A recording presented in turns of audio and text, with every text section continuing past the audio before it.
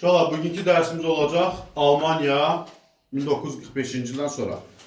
Almanya 1. Dünya müharibəsindəki kimi olduğu kimi 2. Dünya müharibəsində də uduzur. Təzminat verir, ərazi itirir. Bu oxşarlıqdır.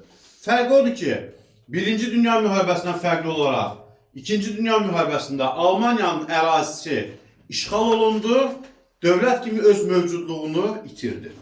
Almanya ərazisi 4 yerə bölünmüşdü. ABŞ, SSR, İngiltərə və Fransanın işğal zonalarına. Amma bildiyimiz kimi Almanyanın tam zəifləməsi ABŞ-ın maraqlarına heç vaxt uyğun olmuyor. Çünki Avropada tarazlıq pozulardı.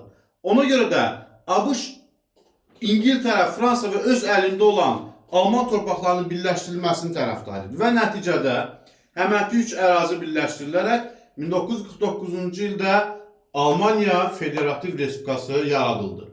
Eyni zamanda SSR tərəfinin ərazisində isə 1949-cu ildə Almanya Demokratik Respublikası yaradıldı.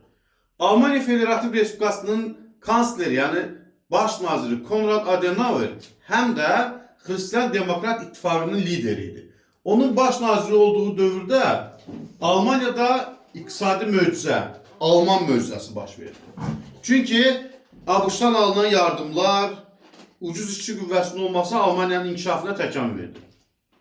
Eyni zamanda onun dövründə Almanya ərazisində işğal rejimi ləğv edildi.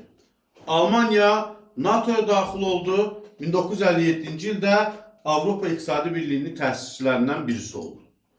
Willy Brandt'ın hakimiyyəti dövründə yeni şərq siyasəti həyata keçirilir.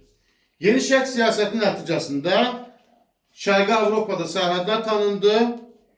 Almanya Demokratik Respublikası ilə, yəni SSR-nin nəzarətində olan Almanya ilə münasibətlər yaradıldı. Qərbi Berlin statusu haqqında razılığa gəlindi.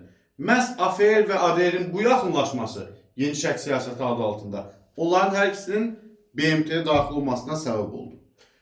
Helmut Kohl'un hakimiyyəti dövründə, o da Hristiyan Demokrat İttifaqının lideri idi.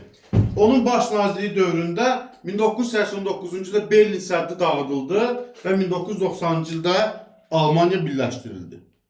Sonralar Almanyanı qadın nazir Angela Merkel idarə etdi.